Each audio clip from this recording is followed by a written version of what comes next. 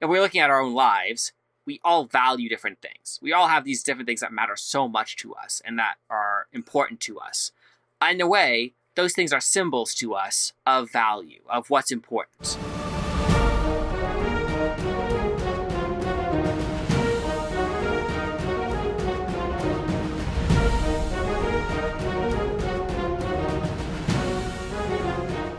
Hello, ladies and gentlemen. Welcome back to another episode of A Lost Plot, the podcast by storytellers for storytellers so that we can tell better stories ourselves. As always, I'm your host, Maverick, and today we are back with our co-host, Avalon, to discuss another in the series of movies worth watching. What are the basic building blocks of compelling stories, trying to delve into the concepts there so that you guys can get a better taste of what to look out for and how to write better stories yourself when it comes to the different elements necessary for creating a compelling plot.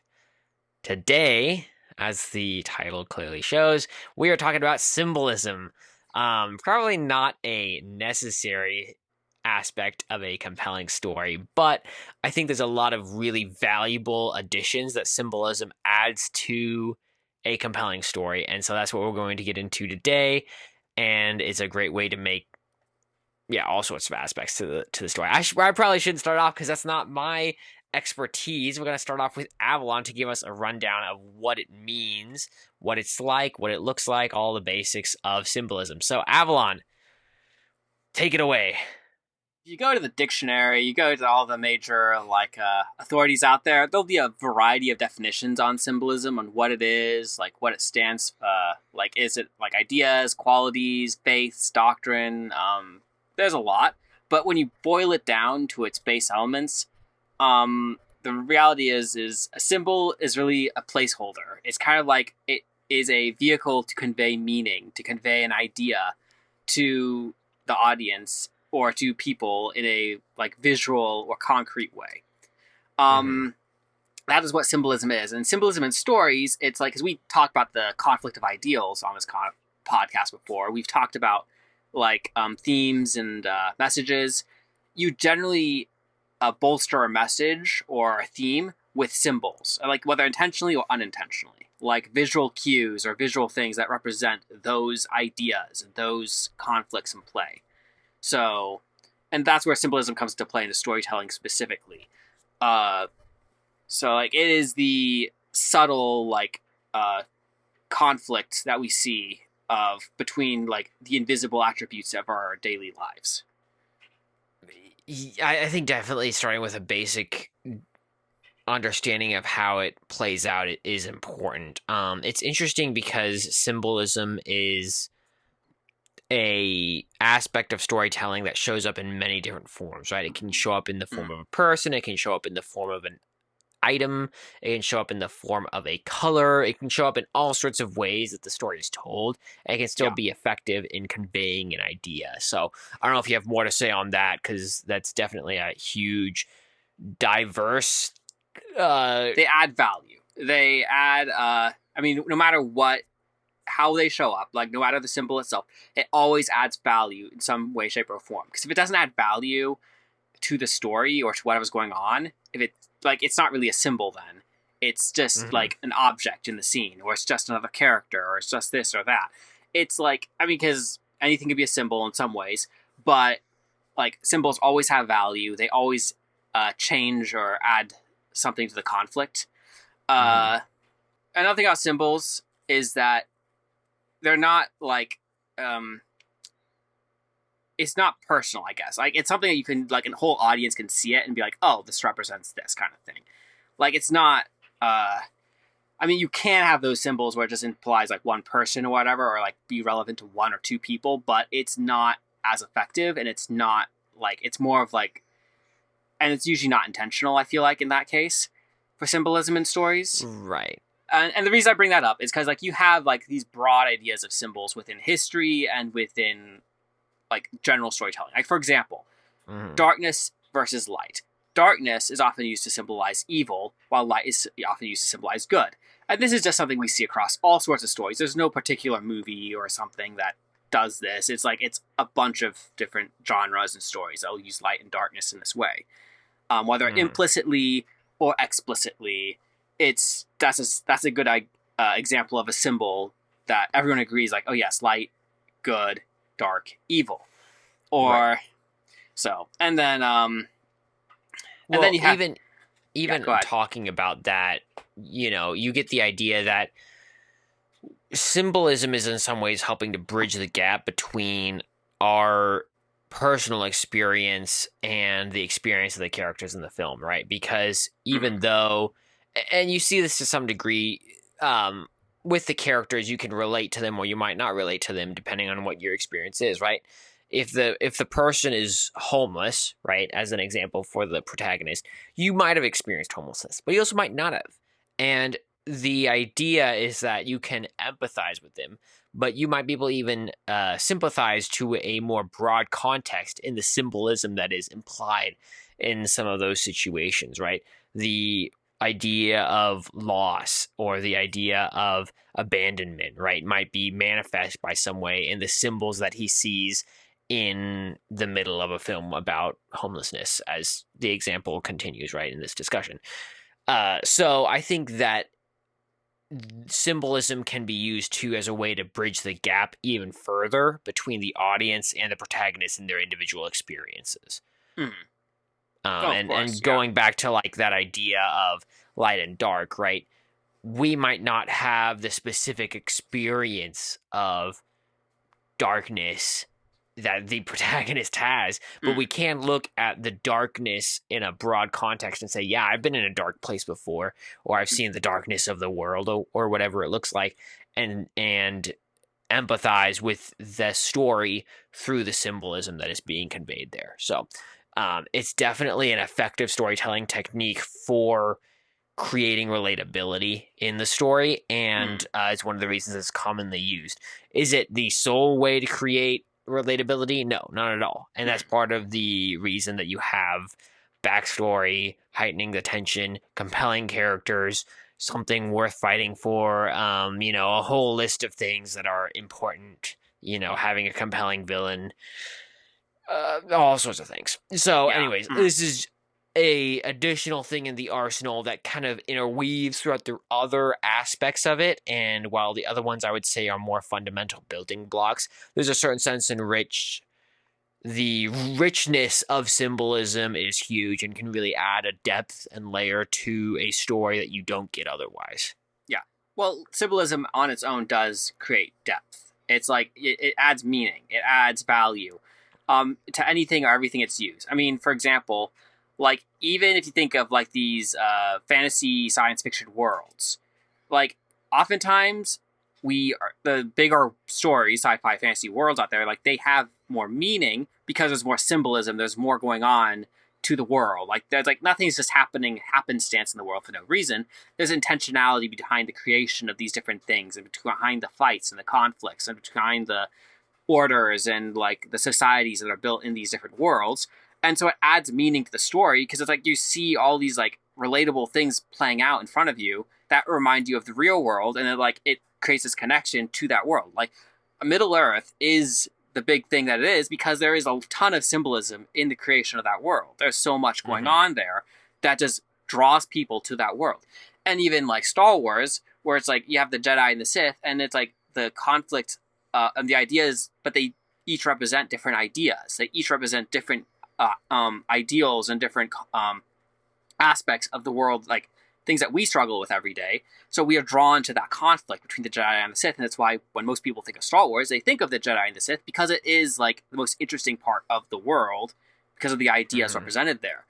And even and this is just me fan serving, this is a little bit my personal. I bring up Firefly Serenity because of the conflict between them. It brings depth to its own world between the Browncoats and the Alliance because it brings up these ideas of oppression and independence, and like, but also seeking to do the right thing. Where it's like it has these ideas embedded into the very foundations of its world, of its universe. Where it's like these characters live in this harsh world, and they yearn for freedom. But it's like you have these little symbols throughout each episode that just harken back to that idea and those conflicts. I mean, it's almost like the whole like revelation of like in a story, like you see a guy trying to win a race, like, oh, that's nothing. Like, oh, like why should we care if he wins the race? But then we find out he needs the like if he wins the race, he's going to finally please his father or something. And it's like we see the conflict between him and his father, and we see how much he's been neglected, or like how much his father has like rejected him in the past. Suddenly, there's a whole layer of meaning and symbolism to the race itself, where it's like all of a sudden winning the race has its own value, and it's like now we realize why he needs to win the race, and we actually want him to win because there's reason now. So, yeah, well, it's definitely this idea that symbolism is often tied to the primary themes of the story, or at least some of the themes of the story, even if they're not the primary ones, where they are trying to convey a idea to a greater degree by adding the depth of symbolism and how symbolism means so much more because of that. I think for my understanding, it's easier to understand symbolism because you can talk about it in a vague sense, like, oh, it adds depth, it adds meaning. It's like, all right, well, what does that look like? I think there's a tactical way that us as storytellers can actually implement that in the day-to-day use of that in the stories we're creating, or even in analyzing it if you don't write your own stories, right? How do you analyze a story and see symbolism and its effect? Well, there's some pretty simple ways to do that, right? One, link it to the argument, right? First off, what is the argument you're trying to make? What is the meaning or the idea you're trying to convey in this story, right? That's the first thing you have to do if you're creating the story. Two, you want to highlight its significance, right? So you want to tie whatever story you're telling and the real message of it, right? The theme and primary idea you're trying to convey to something that's significant in the story for the characters, right? So it has some sort of tangible, reoccurring significance to the protagonist and the allies in the story that we're viewing. And then third, you provide several instances of that throughout the story so that when you get that payoff at the end, it has a real meaning. So what that looks like is, I think the first example that came to my mind, and we discussed this, well, actually, no. I take that back. We haven't discussed that yet on this podcast, but it will be coming out at some time, hopefully soon, and that is The Dark Knight, where The Dark Knight has a lot of symbolism in it, a ton of symbolism, but one of my favorites in it is that of Harvey Dent. And Harvey Dent is a character in the Dark Knight movie who originally starts out as this knight in shining armor, right? And then by the end of the film goes through a huge transformation for the worse and becomes a character, Two-Face, who is a villain of Batman in the Batman comic series. Now, one of the things that's unique about Harvey Dent in The Dark Knight is his use of the coin. And his coin is known as this ability to make your own luck. The idea is kind of contrasted with the ideas of the Joker, who is all about the agency of chaos and how it creates disorder in the world, right? And the coin is in some way supposed to represent this idea that, oh, two sides of the coin are actually the same because I make my own luck. So no matter how I flip it, it turns out in my favor. The ideas of this are pretty straightforward. One, what is the idea you're trying to convey? The ideas of luck versus randomness and chance is the idea, the message of this particular instance of symbolism, right? From there, you go, okay, that's the first step. The second step is, what is the significance to the characters in the story? In this case, we're talking about the knight in shining armor, right? Harvey Dent is this purest man in Gotham. He's the if anyone can save Gotham, it's Harvey Dent. And so this is something that he uses to help remind himself that he can make a difference by taking aggressive action to make the future the way he sees fit. So by explaining that and showing that from the very beginning that he makes his own luck, you see that this is something that's meaningful to him. This coin has some significance to him, not just a random thing we've thrown into the film. From there, then you go into placing several examples of it, right? You start off with, from the very beginning, he's flipping the coin and trying to get a date out of it because, oh, it turned out to be heads. joke's on you because heads is both sides of the coin, so I was going to get the date anyways, right? Or that kind of thing where he's using the coin to try to make decisions when in reality he knows he's going to get the right decision at the end. However, partway through the film, you see that the coin gets covered in blood on one side, and now one side's marred and the other side isn't.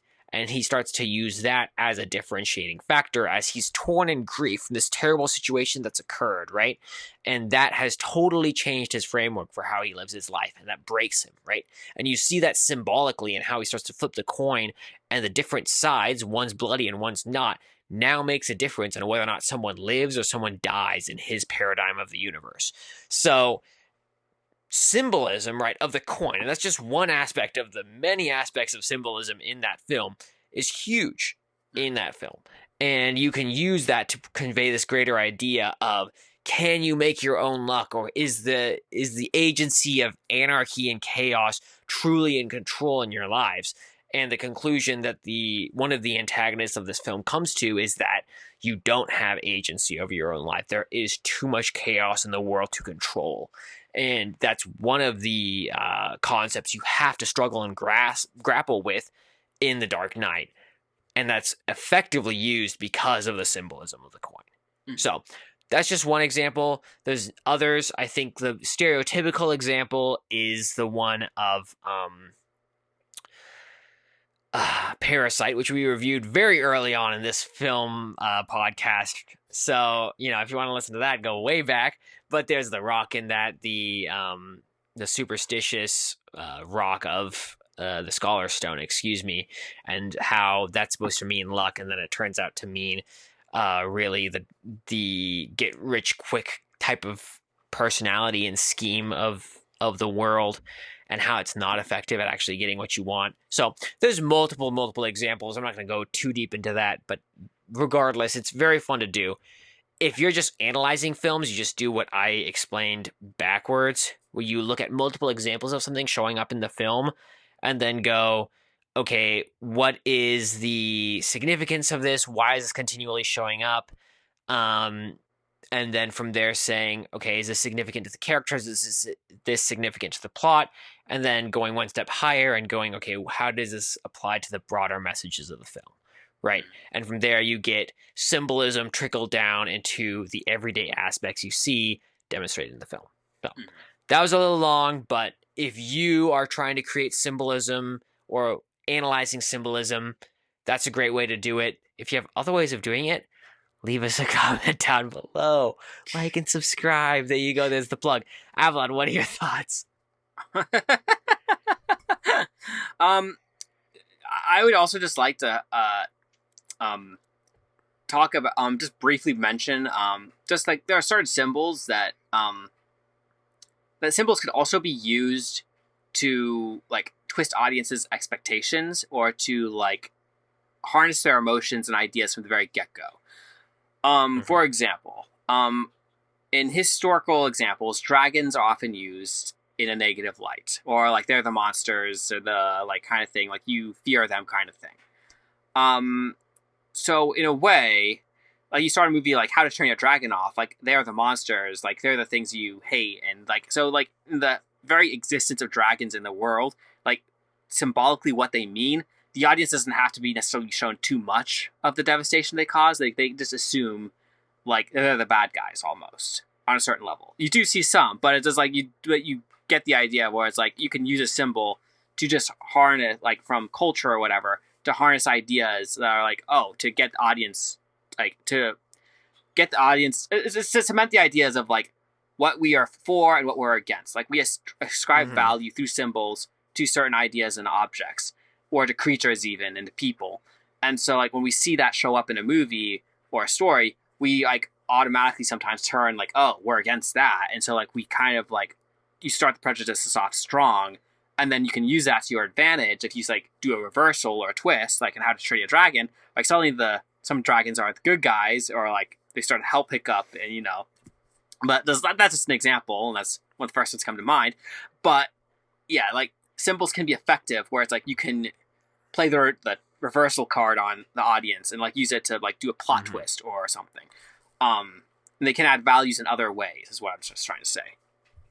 Right. Well, it's like I think that symbols are a very great way to solidify something in the audience's mind, right?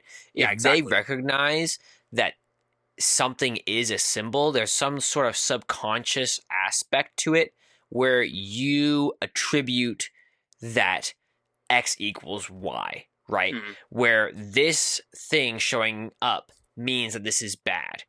If you hear the Imperial March, that's a symbol and a sign to you to know that bad guys are on their way, right? Mm-hmm. And so there's a sense in which your brain uses it as a shortcut to understand how things are working in the midst of the story being told.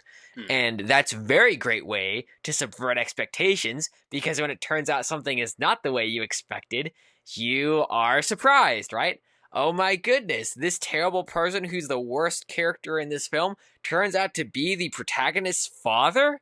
What? How did that happen, right? Or, other things like that. It's a great way to really subvert expectations, honestly. And part of that is also because most of the time symbols don't subvert expectations. They are there to convey an idea, and it's pretty straightforward what the idea is, right? Yeah. In The Lord of the Rings, the ring represents in a lot of ways pure evil. And that is the idea that's conveyed anytime it's on screen. Anytime you see it, everyone is scared of it. And one of the reasons that Sauron wants it is because he is the manifestation of pure evil. And so he wants to be reunited with pure evil to make evil cover the land once again. And so when you see that on screen, you know emotionally, mentally, in the back of your mind that that's a bad thing and something bad might happen. So that is generally how symbolism works, but it also can be used against you to tell a surprising twist in the film. The only other thing that I personally would add to this whole discussion is the idea that if you really have a symbol that you need to bring into the film, you need to have it repeat itself, right? It can't just show up once. Because if it only shows up once, we don't know if it has significance to the plot at all.